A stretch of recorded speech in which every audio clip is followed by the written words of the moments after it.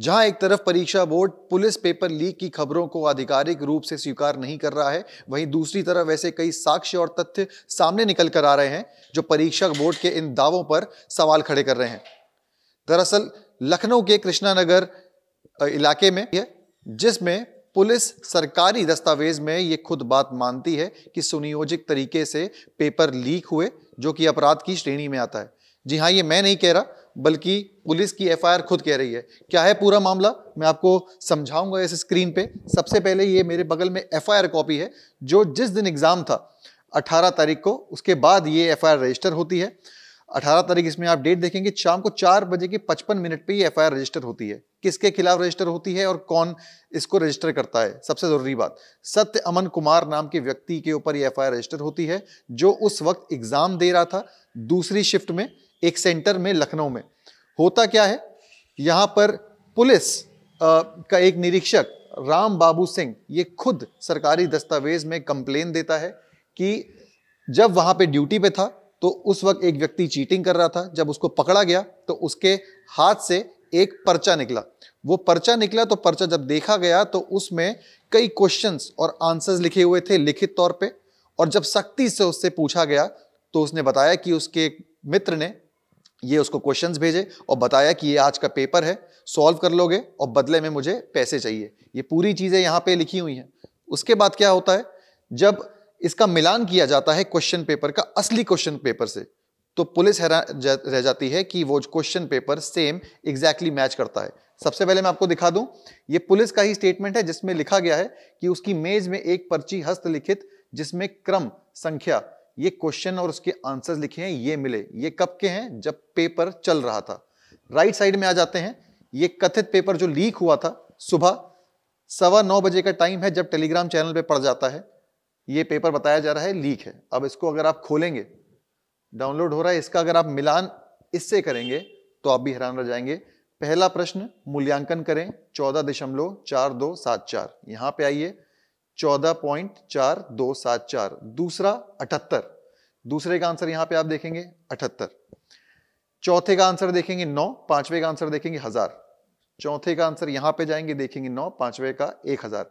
छठवे का यहां पे 87 दिया हुआ है, ये 87। ये सरकारी दस्तावेज है कि उसकी मेज से एक पर्ची ये मिली जिसमें ये मैच कर रहे थे। और नीचे आ जाते हैं, यहां पे अगर आप देखेंगे तो बहुत ही महत्वपूर्ण चीज लिखी हुई है।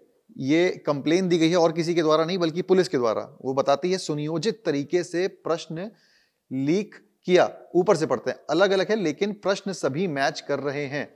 इस प्रकार सुनियोजित तरीके से प्रश्न लीक किया गया, जो कि अपराध की श्रेणी में आता है।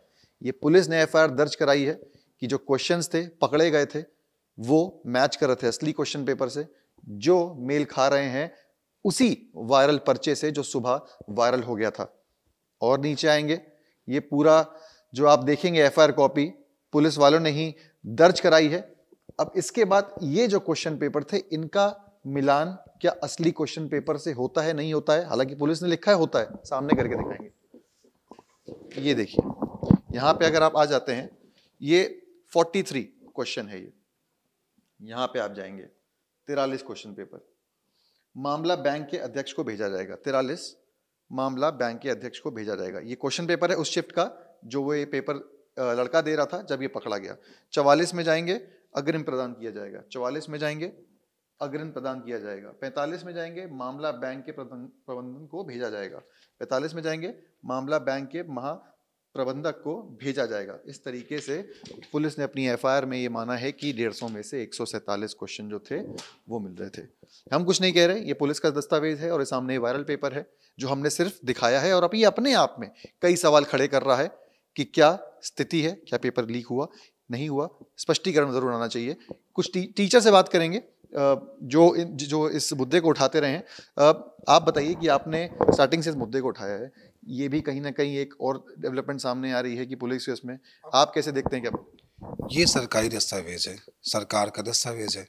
सरकार को अब ये दस्तावेज तो मानना चाहिए क्योंकि ये उसके ही अधिकारी द्वारा लिखा गया दस्तावेज है, जो कि 4:55 पे लिखा गया और पेपर का समय 3 से 5 था। सरकार से गुजारिश है, हम टीचर केवल बच्चों की सच्चाई का साथ दे रहे हैं। बच्चे एकदम सच बोल रहे हैं, हम पे कोई जुल्म ना करें। एक ललित पाठक नाम के टीचर्स के ऊपर एफआईआर दर्ज हुई है, कृपया उसको वापस लें।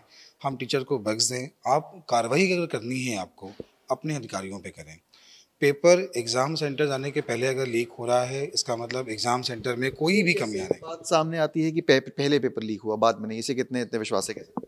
जब कोई बच्चा पर्ची में लिख के अंदर ले जा रहा है, पेपर सॉल्व करने में समय लगा होगा, लिखने में समय लगा होगा, और वो लिख के अंदर ले जा रहा है, मतलब एग्ज़ाम पहले से ही आउट था।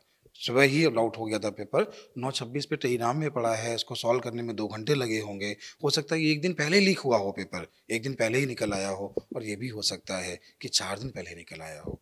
क्योंकि एक बच्चे तो ये भी दावा कर रहे हैं कि चारों शिफ्ट के आंसर ऐसे ही आए हैं बाहर। आपने परीक्षा बोर्ड ने सबूत मांगे थे लिंक के द्वारा कि जिसके पास भी तथ्य हैं भेजे जाएं, आपने भेजे? हाँ, मैंने अपने सारे तथ्य जितने मेरे पास पीडीएफ थी, मैंने वो सारी पीडीएफ भेज दी हैं परीक्षा बोर्ड को, और चाहूँगा कि अब ये कॉपी भी मैं उनको भेजूँगा। ये तो सरकारी दस्तावेज़ है, अब तो आप इसे आप मानें। और मुख्यमंत्री जी से ये आग्रह करना चाहूँगा कि आप अपने जो अधिकारी हैं, आपके जो विधायक हैं, आपके जो भी हैं, जो भी लोग हैं, जो भी इसमें शामिल हों, उन पर कार्रवाई करें। सुना है आप बहुत अच्छी कार्रवाई करते हैं, आप अपराधियों पर, अपराध पर बहुत अच्छी कार्रवाई करते हैं, तो इन पर भी कार्रवाई करिए। ये 50 लाख बच्चे नहीं, 50 लाख गुणे 5, एक फैमिली में 5 मेंबर, 2.5 करोड़ मेंबर की बात है, और सारे 18 साल से ऊपर, मतलब आपके वोटर भी हैं। चुनाव भी 2024 का लगा है। इस बात को बहुत गंभीरता से लें, ये बहुत मामूली मामला नहीं है। चुनाव को देखते हुए आप थोड़ा-सा इस पर ध्यान दीजिए। तो इस मामले में मैं आपको बता दूं कि जो फ़ोन ज़ब्त हुए थे, इन आरोपियों को गिरफ्तार किया था, फ़ोन ज़ब्त करके फॉरेंसिक को भेजा जा चुका है। वहाँ उसकी जांच होगी, साक्ष्य और सामने निकल के आएंगे, लेकिन तब तक परीक्षा बोर्ड है, उसका सामने आकर अपना पक्ष रखना चाहिए। अब देखना है कि आगे क्या पूरी डेवलपमेंट होती है।